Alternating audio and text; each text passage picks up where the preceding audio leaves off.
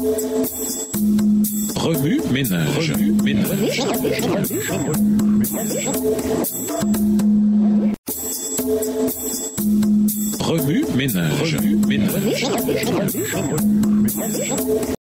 Bienvenue à votre émission Remue ménage. Noires sont de jeudi, s'impliquer, des moments sacrés. Chaque matin et chaque soir, quand les prêtres entraient dans le lieu saint à l'heure de l'encens, l'un d'eux offrait sur l'autel du parvis le sacrifice quotidien. C'était toujours une scène émouvante pour les adorateurs assemblés près du tabernacle. En effet, avant d'entrer par l'intermédiaire du prêtre en la présence de Dieu, les Israélites devaient sonder leur cœur et confesser leurs péchés. Puis, unis dans une prière silencieuse, tourner leur visage vers le lieu saint. Ainsi, tandis que leur requête montait avec la fumée de l'encens, ils s'appropriaient par la foi les mérites du Sauveur promis, préfigurés par le service expiatoire. Aussi, les heures fixées pour le sacrifice du matin et du soir étaient-elles considérées comme sacrées et finirent-elles par être observées par toute la nation israélite comme heure du culte de famille. Quand plus tard les Juifs en exil adressaient leurs prières au Dieu d'Israël, ils tournaient à ce moment-là leur visage vers Jérusalem. Les chrétiens doivent trouver là l'exemple du culte de famille du matin et du soir. Si une répétition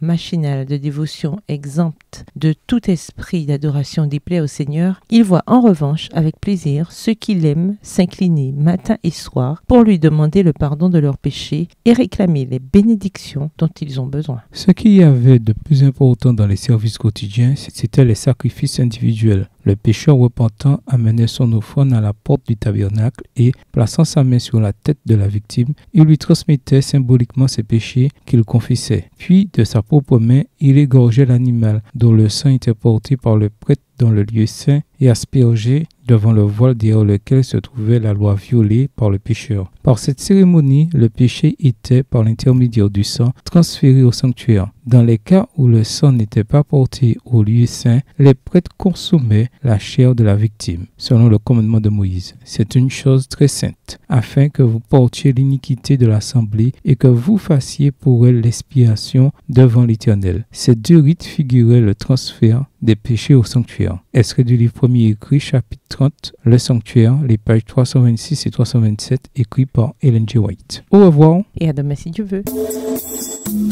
Remue ménage. Remue ménage.